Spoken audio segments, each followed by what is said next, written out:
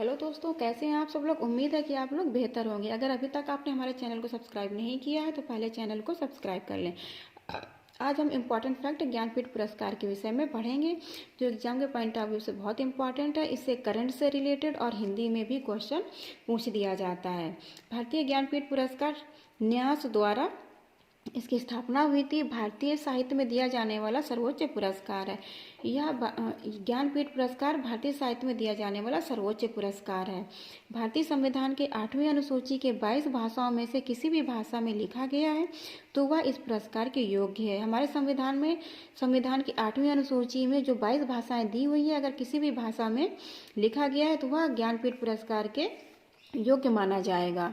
इसमें धनराशि, ज्ञानपीठ पुरस्कार के धनराशि 11 लाख रुपए, एक प्रशस्ति पत्र और वाग्देवी की कांस्य प्रतिमा दी जाती है। ज्ञानपीठ पुरस्कार की स्थापना 1965 में हुई थी। प्रथम ज्ञानपीठ पुरस्कार 1965 में ही शंकर कुरूप को मलयालम भाषा में दिया गया था।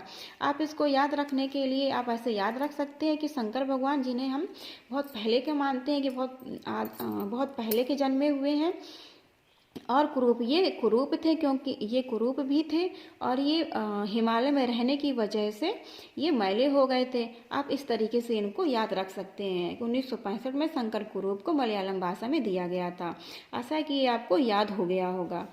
प्रथम महिला साहित्यकार जिन्हें ज्ञानपीठ पुरस्कार मिला वो 1976 में आशापूर्ण देवी हैं। इन्हें बांग्ला भाषा में उनके उपन्यास प्रथम प्रतिश्रुति के लिए दिया गया। आप इसे याद रखने के लिए आप ऐसे याद रख सकते हैं कि 1965 में ज्ञानपीठ पुरस्कार की स्थापना हुई थी और महिला वहाँ से आस लगाए बैठी थी कि हमें कब मिलेगा, और उन्हें 11 साल बाद 1976 में आशापूर्ण देवी को बांग्ला भाषा में उनके उपन्यास प्रथम प्रतिश्रुति के लिए दिया गया। आशा है कि आपको ये भी याद हो गया होगा।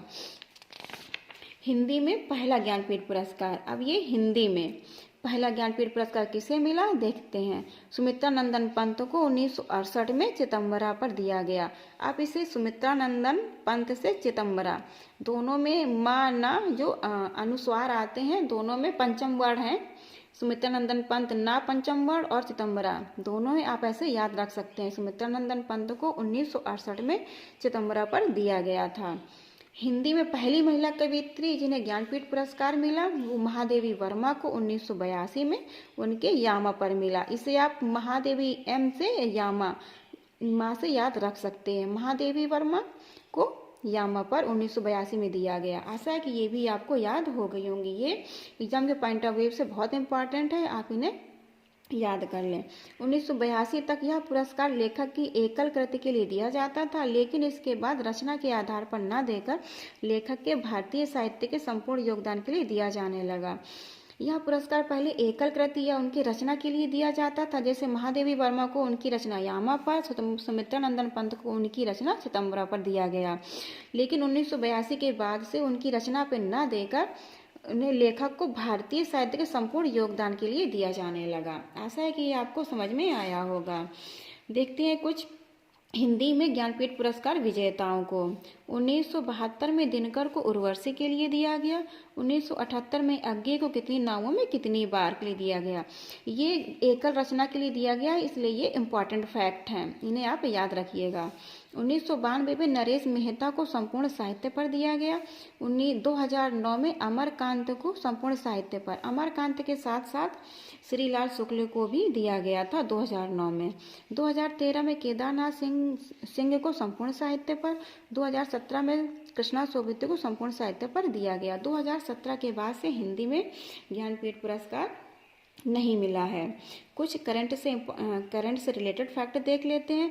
56वां साहित्यिक ज्ञानपीठ पुरस्कार नीलमणि फूकन को वर्ष 2021 के लिए दिया गया। हमें एक साल पहले का भी पता होना चाहिए, क्योंकि एग्जाम में एक साल पहले का भी कभी कभी पूछ लेता है, और ये 56वां है, ये भी आप याद रखिएगा। 57वां साहित्यिक ज्ञानपीठ पुरस्कार दामोदर मौजो को वर्ष 2022 के लिए दिया गया। ये 57 है दामोदर मौजा को, आप ये भी याद रखिए। आशा की वीडियो आपको पसंद आया होगा। आप हमें कमेंट करके ज़रूर बताया करें कि आपको हमारे वीडियो कैसे लगते हैं, और हमारे चैनल को लाइक और सब्सक्राइब जरूर करें।